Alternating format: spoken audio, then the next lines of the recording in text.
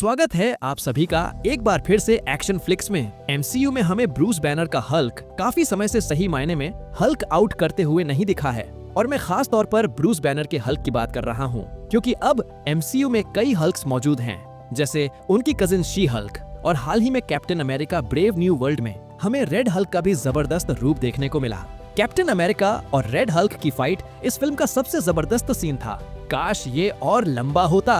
इसमें हमने एक बार फिर देखा कि सैवेज हल्क कितना खतरनाक हो सकता है, वही रूप जो फैंस हमेशा से ब्रूस बैनर के हल्क में देखना चाहते थे। फैंस अब प्रोफेसर हल्क और स्मार्ट हल्क वाले कंसेप्ट से थक चुके हैं, लेकिन एक नए हल्क अपडेट के मुताबिक हमें फिर से वही एंग्री सैवेज हल्क देखने को मिल सकता है।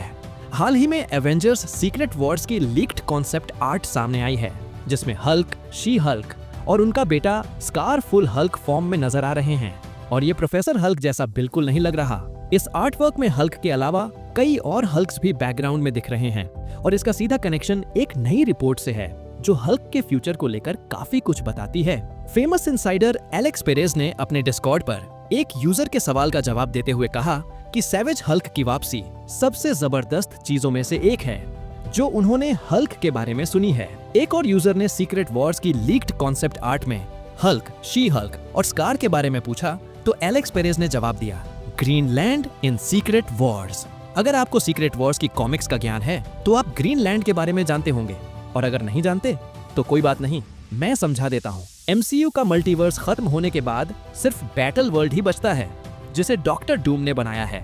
बैटल वर्ल्ड को अलग अलग 40 हिस्सों में बांटा गया है, और हर हिस्से पर एक अलग लीडर राज करता है, जिसे बैरन कहा जाता है।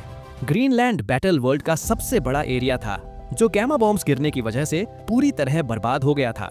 इस वजह से वहां रहने वाले सभी लोग और जीव हल्क्स में बदल गए। तो जो लीक्ड कॉन्सेप्ट आर्ट में कई हल्क्स दिख रहे हैं, वो इसी ग्रीनलैंड से जुड़े हो सकते हैं।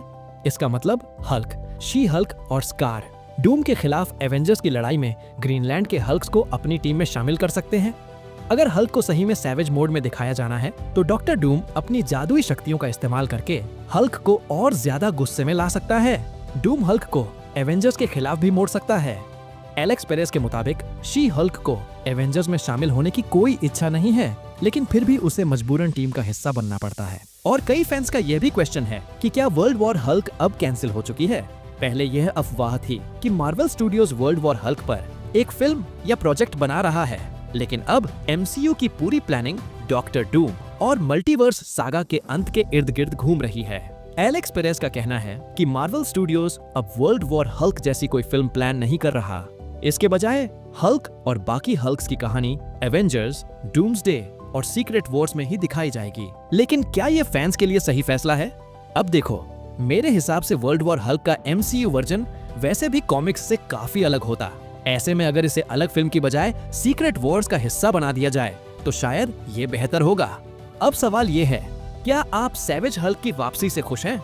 हल्क का सीक्रेट वॉर्स में बड़ा रोल देखना चाहते हैं? नीचे कमेंट्स में अपनी राय बताएं, और ऐसे ही एमसीयू की ताज़ा खबरों, लीक और थ्योरीज के लिए हमारे चैनल को लाइक और सब्सक्राइब करना न भूलें। तो मैं हूं आसिफ, मिलते हैं किसी अगले वीडियो में।